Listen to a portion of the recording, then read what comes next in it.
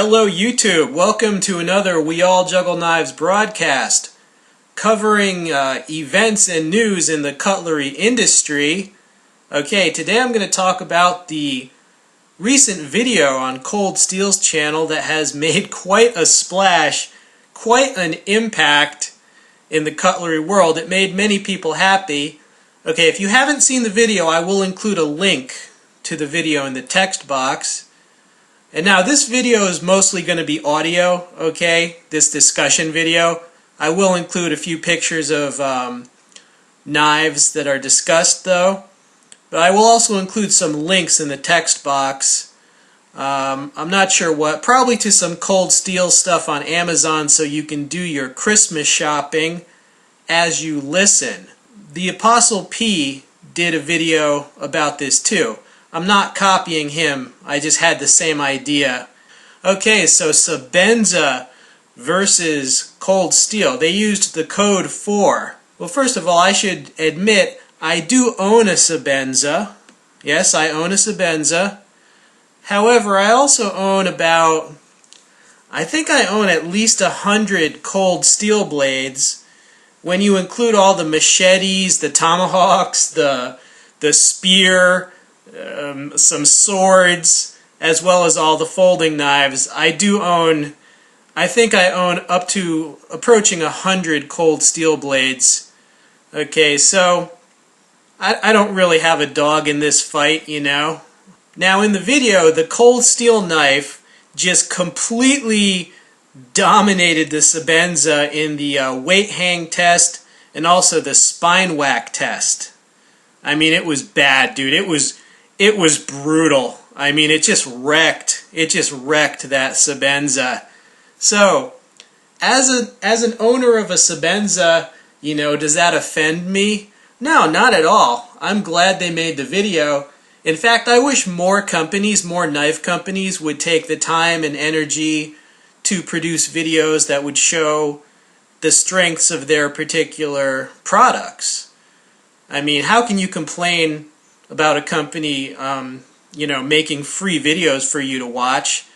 Now, some commenters were complaining, oh, you should use other types of tests, you know, edge retention tests and things like that. Hey, look, man, nobody is stopping anyone from doing other types of tests.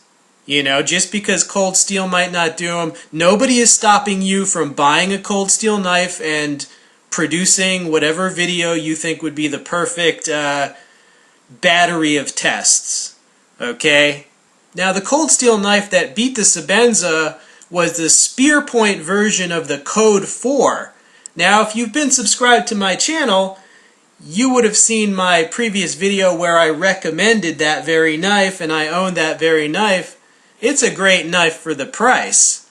Now, about Sebenzas, you know, I want to defend them a little bit because I noticed a lot of people were just inordinately happy that the Sebenza looked bad. And, you know, if you're an expert at cutlery and you have solid reasons to not like the Sebenza, or at least not like it for the price, that's one thing. But, you know, if you're just super happy because it's expensive and, you know, it makes you feel bad if you can't or won't buy one, I mean, that's not really a good reason, dude. I can't afford a Rolls Royce, but that doesn't mean I'm gonna be really happy if I don't know, some other car can go a lot faster than a Rolls Royce. You know, that's just kind of silly. You know, a lot of people say, hey, Sebenza is only a status item. Why the hell would you want a status item? Well, why would you want a status item? Dude, you know, when you go somewhere, do you try to dress like someone who has fairly good social standing? Or do you try to dress like someone who has no status at all? You know? When you go around dressed like a dirty hobo, then you can talk about not needing status items, okay? Because we all have status items, we all have different physical cues that kind of say what our status is or what our status in society we claim whether that's trying to have a car that looks really nice, or dressing in a suit and tie at a, if you have a job interview. Okay, so, I mean, some of these kids that hate on the Sebenza, they've got the brand name sneakers that their parents bought them. They've got expensive gaming computers. They've got smartphones. They have their own status items. But suddenly, if the status item is a knife, oh, that's bad. Well, geez, what about a Rolex? What about yachts? I mean, there are many, many way more expensive status items than a Sebenza. And hey, I say if you have a yacht and a Rolex, you must be doing something right.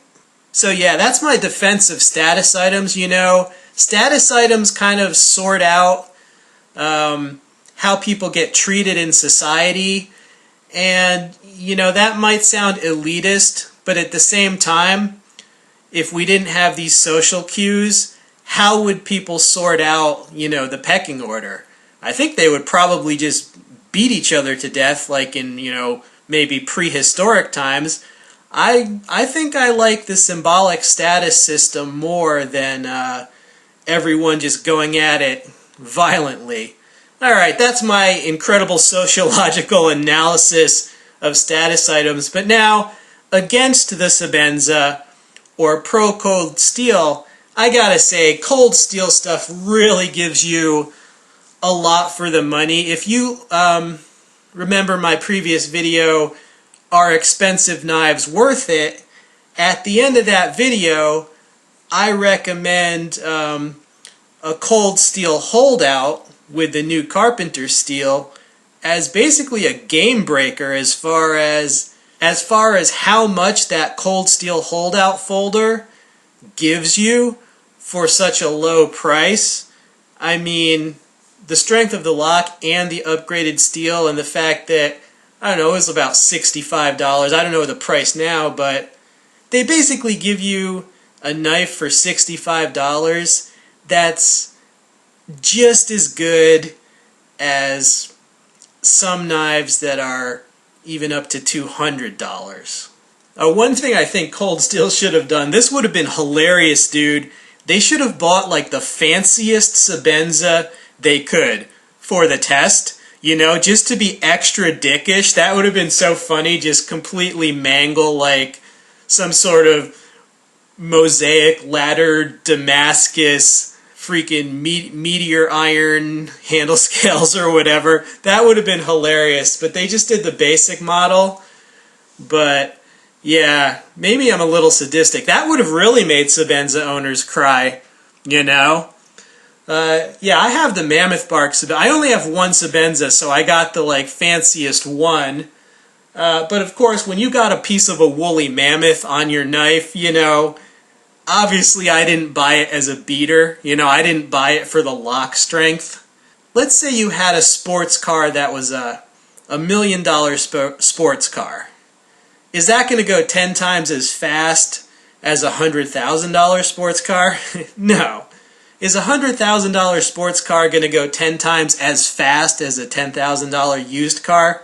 No, of course not. It's not linear, As many people have pointed out, there is such an area of diminishing returns. When you get into these mid-techs like Sebenzas, you're basically paying hundreds of dollars for tiny, tiny little improvements in the tolerances that most people aren't going to care about. I mean, we know that, right? Again, it's a status item, or it's just for people who are really turned on by, sub 1 millimeter tolerances, I guess engineering junkies.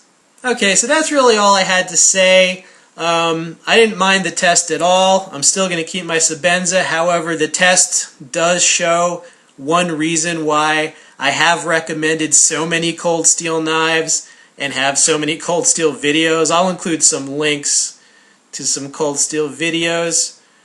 Alright, so yeah, I mean, I think they should do more tests. Okay, in the comments section, feel free to unload whether you hate cold steel, love cold steel, hate Sebenza or love Sebenza. All comments are welcome. Alright, this has been We All Juggle Knives. I'm out.